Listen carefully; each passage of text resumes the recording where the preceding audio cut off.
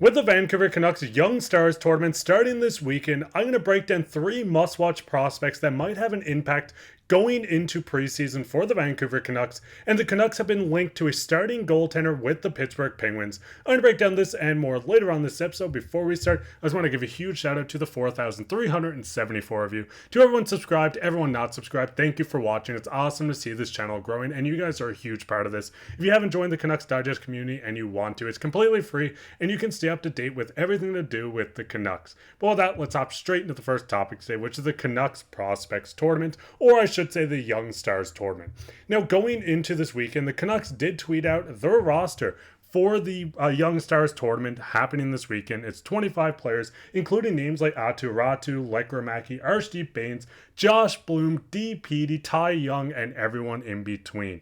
There's a huge list here. You can pause. I know it's hard to see, but you can go on social media and find this entire team.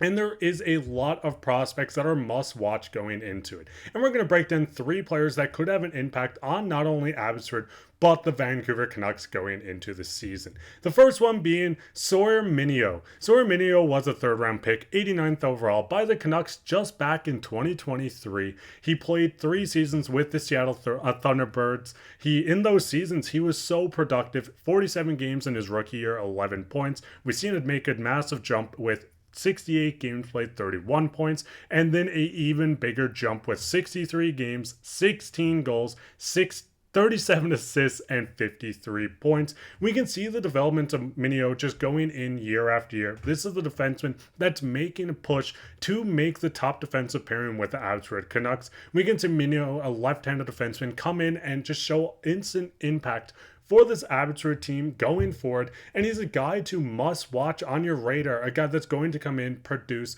hopefully make Abbotsford, and hopefully make his push to making the NHL with the Canucks, which might happen sooner rather than later.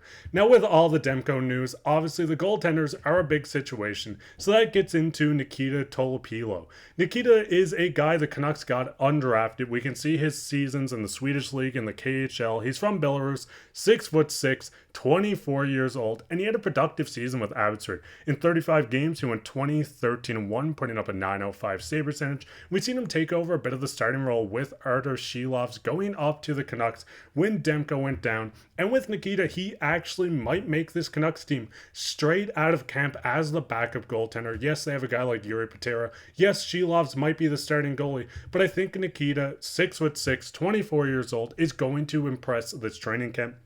He's going to have to make that push, have a productive camp. If he wants to make this Canucks team straight out of the gates as a backup goaltender, it's going to be quite interesting to see how this goalie tandem works, especially if a guy like Demko is out until the first month of the year. Maybe he goes all the way till Christmas without playing. Who knows? It seems like there's so much happening with him. But I do think the goalies are going to be a main vocal point going into this, and it is a must watch. Now, we did a defenseman, we did a goaltender, so let's hop into a forward in Josh Bloom. Josh Bloom actually started the year last year with the Abbotsford Canucks, only registering 1 assist in 14 games. He continued down to the ECHL with the Wings, putting up 2 assists in 8 games, and we've seen him go down and absolutely dominate in the OHL. 17 goals, 23 assists for 40 points in 34 games. He continued into the playoffs, 11 points in 17 games, 4 goals, 7 assists, and we've seen him score the game-winning goal in the Memorial Cup against the London Knights. Josh Bloom is a guy that's trying to fight for a roster spot, just 21 years old, a former third-round pick, 95th overall in 2021 by the Buffalo Sabres before he was acquired by the Canucks. But Josh Bloom is a guy that wants to make this Abbotsford team, a guy that wants to make that push to make the Canucks. But with all these prospects, with the prospects tournament coming up, what's your guys' thoughts on this? What prospects stand out the most? Who do you think is someone that's going to sneak in? I know my answer is Jonathan Lekramaki. No one's going to be surprised by that. But making a push to make the Canucks team out of camp. Let me know down in the comments, but we'll go straight into the second topic, which is the Canucks link to Tristan Jarry. Now, the biggest thing with Jarry is he's a goaltender for the Pittsburgh Penguins, and we know goaltending is a big news thing with the Canucks right now. But we've seen from Dan, a part of the Pittsburgh Hockey Now, he says the team net situation is crowded. The Penguins organization has 6 goalies and 3 nets, beginning with Tristan Jarry and Alex. They're at the NHL level, but at least one prospect could be soon ready for an NHL sweetener. At each level, the Penguins could afford to lose a goalie and still have starter quality netminders in the cage. You can pause this and you can read on, but he is a reporter for Pittsburgh and he does talk about Jarry maybe moving on, and he continues to talk about the Canucks.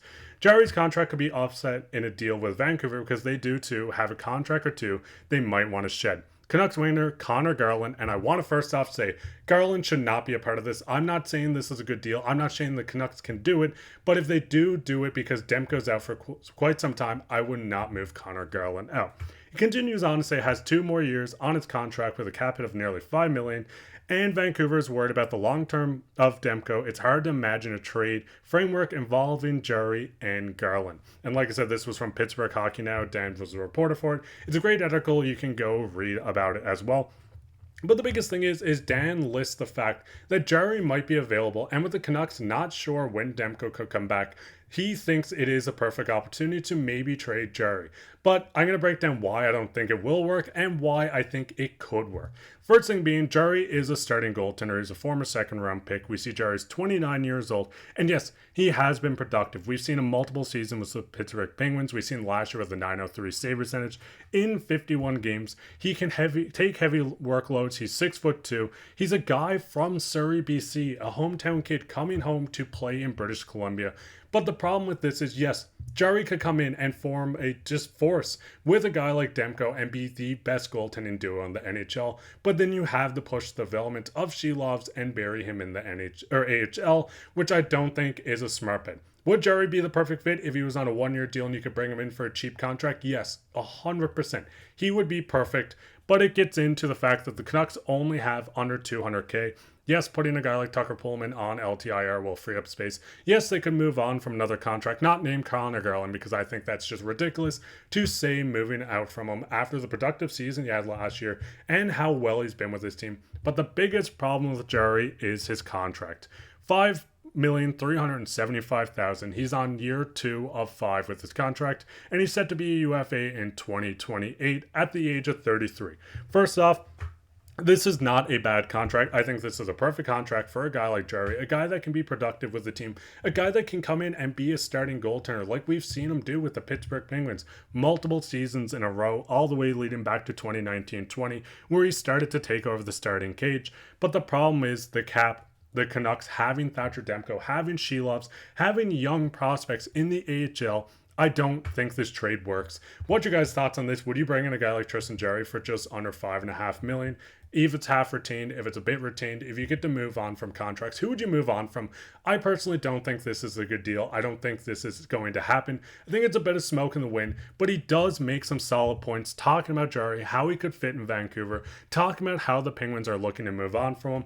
Maybe Patrik Allvin looks at this as a buy low, kind of risk-free kind of situation, but I don't think the Canucks should end up doing this. What's your guys' thoughts on everything we talked about? What's your thoughts on the prospects? What's your thoughts on maybe Jarry coming in? Let me know down in the comments. And speaking of comments, we'll get in everyone's favorite topic, which is comment of the day. The comment of the day comes from Jonas, and he says definitely Hughes getting 100, and I couldn't agree anymore. I think Hughes is going to go out and crack his total record.